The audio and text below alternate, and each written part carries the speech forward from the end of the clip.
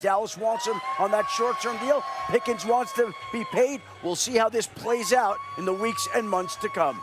My goodness, be fascinating if the Cowboys end up trading George Pickens. More from Adam coming your way. And in Field Yates' latest mock draft released this morning, he has Dallas selecting LSU corner Mansour Delane, 12th overall, Auburn edge rusher Keldrick Falk with the 20th pick.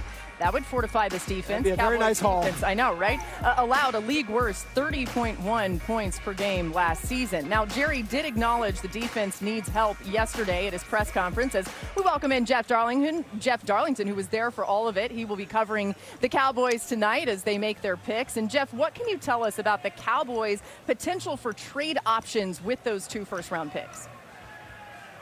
Well, Laura, Jerry Jones had no reason to mince words as he did discuss the possibility of a trade because they are sitting in a situation with 2 first-round picks and really an ability to draft just about anybody and justify it. Yes, he acknowledged the fact that this is a team that needs defensive players. We could see them drafting a linebacker or a defensive back, but we could also see them drafting someone on offense. As Jerry Jones made very clear back in 2020 with the 17th overall pick, people expected them to go defense. Instead, they went wide receiver CeeDee Lamb. Now, the question about whether they will trade, Jerry did acknowledge the fact that he has received phone calls from other teams about a trade, but he said he has not been the one to make those calls yet. He says it is better to receive calls than to make them because that is when you are in a position of leverage. But as this draft nears closer, we know that they've got the ammunition to make a move. The question is, will they also have the player to make the move for, Laura?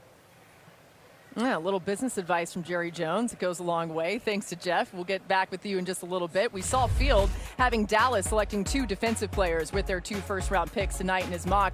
The Cowboys rank last in the NFL in pass yards allowed per game and third down defense, among others, last season. A defensive overhaul would certainly benefit new DC Christian Parker. Sorry, Swagoo. That's an unfortunate graphic to see there, but we do welcome in Field Yates. Happy birthday, Field Yates! Happy very much. It's your birthday? It's his birthday. Yeah, you didn't know? Swagoo, no Happy wiser, birthday, but get a little my brother. older, my friend. I feel Happy bad. birthday, That's always Celebrating bad. tonight. Yeah. It's bad when you've seen somebody all day and you didn't On tell them me. happy birthday until now. It's on me. All good. It's okay. Uneventful year, don't worry.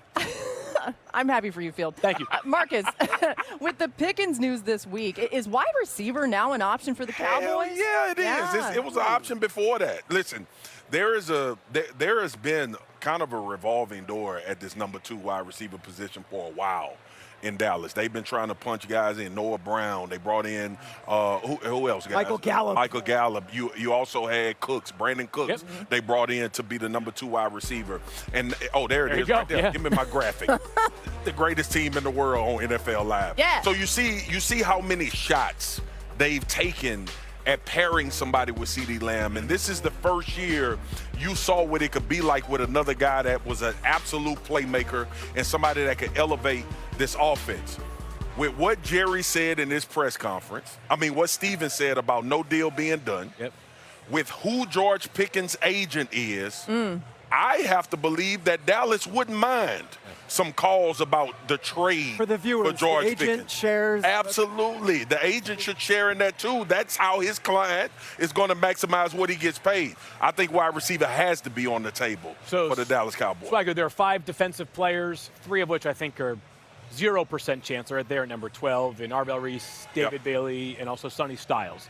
Maybe an outside chance at Caleb Downs. I'm skeptical of that, but Mansour Delane, I had going 12th overall. All 5 of those guys would qualify as turn the card and picks from the Cowboys. Let's go back to some recent examples. Keep it in the Cowboys family here and tell you why drafting for value is the way that you win in the long haul. 2020, the Cowboys have a pair of 1,000-yard wide receivers. The 6th overall player on their board, CeeDee Lamb, falls to 17th. Stephen Jones said he saw 0 mocks in which CeeDee Lamb was available. They had no idea he'd be there. What do? They take CeeDee Lamb. He's become one of the best players in the NFL. You dig further back into the annals. 2013, the Cowboys had the worst defense in the NFL. The stats looked a lot like the graphic you just sent to us. They enter free agency. Everybody's saying you got to get a corner, you got to get a pass rusher. A toolsy, long, athletic guy from LSU named Caleb Chason sitting there on the board. Instead, they go, we're taking Zach Martin out of Notre Dame. One of the best players, truly, in franchise history. I get it. It's going to frustrate fans because they need this defense to be better. It may frustrate Christian Parker, by the way, the defensive coordinator. But ultimately tonight and the subsequent 2 days after this are about drafting for value. Over the long haul, teams that do that win more. And Go ahead, I Sean. would just tell you that speaking, knowing the Cowboys quite a bit, defensive back like you have Delane, defensive end, but also inside linebacker are three positions they want to hit this weekend. They don't have a second-round pick. Yeah. So they can get cute and move around a little bit, and they could think about a wide receiver, but wide receiver position to them, it's there. They know what they've got in CD. Like, I would think it sounds too conservative. They might move up to 9 with the Chiefs, make sure they get Delane, or maybe they take Ruben Bain. But if they don't come out of 12 and 20 with at least one blue chip defensive player, I think tonight is a massive failure. I think they will. And the reason why I still say offense, because all of y'all know the answer to this question.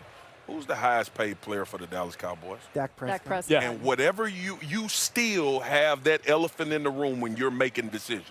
Sure. And I have to believe that with Shadi and his offensive prowess, if we are going to lose George Pickens, which is still a real thing beyond this draft, you better have somebody in this building that I feel like can pick up a lot of slack when we don't have CD as well. And remember, CD has missed time with injuries. Yeah. George shined in that time that he was away. I just don't think it's something you can pass up if you really think one of these wide receivers can make a difference. I in don't your think offense. Tyson is there at 10. That's that the may be big the deal. issue. Tate, I don't think so. And then you're like, do we want Cooper? It's only Tyson. Okay. Yeah. For me, it's only Tyson. Hey, what did the Cowboys do 21 years ago today? Anybody know? 21 years ago. They was the last drafted time they had- Marcus Let's Spears. go. 21 years ago today. Y'all, that's 21 so years ago, old. the last time that I'm the so Cowboys old made now. 2 defensive picks in the first round. Yeah. Who was Yeah. the draft mate that year? Mike Jenkins, right?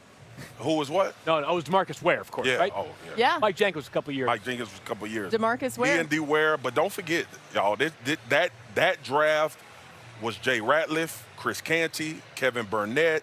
It was it up. Marion Barber. Day 2 and day 3. It was a lot of guys that went on to have phenomenal careers. Yeah. But Dallas is drafted well. I've said that 1,000 times. There we go. We are going to draft well tonight. What we did in the offseason and in free agency is what made me happiest. Okay, so RC, if they do end up drafting Mansour Delane, what are the Cowboys getting in him? Well, 21 years after they got a great Marcus Spears from LSU, they can get another LSU great, even though only 1 year in Mansour Delane. He showed you on Pro Day with the 4.340 that he has the measurables, but now you want to notice if he has recognition, technique, and feel. And you go to the first game of the year against Clemson here, you're going to see him in zone coverage. We're going to get a China route up top. Number 2 is going to go inside. Look at him vision the quarterback, and now he's going to overlap all the way to number 3 on the inside and make an interception. Do you want to see a guy that can play press? Here he is against South Carolina. But when you zoom in more specifically, watch him use his feeler hand, which is his outside hand, when he has leverage, and then a quick switch to the inside and opposite hand to open up his hips, and watch the finish through the ball. If you want to know if he can get feel, right, if he understands the dimensions of the football field, here he's going to come down in motion. He's going to be in a stack. This is the top coverage. He's going to continue to cover the man off the ball. Look at the bump by the tight end. Watch him get through this, and when he gets through, squeeze the ball to the outside and get his left hand in. Mansour Delane is a plug-and-play player at the cornerback position, which is exactly what the Dallas Cowboys and Christian Parker could use. The best way I can describe Delane is sometimes when you say a player has a high floor, it almost is perceived as an insult. Yeah. Oh, you're saying he's safe. No, what I'm saying is it's very hard for me to imagine a world in which he is not a good NFL player. Exactly. You highlight a lot of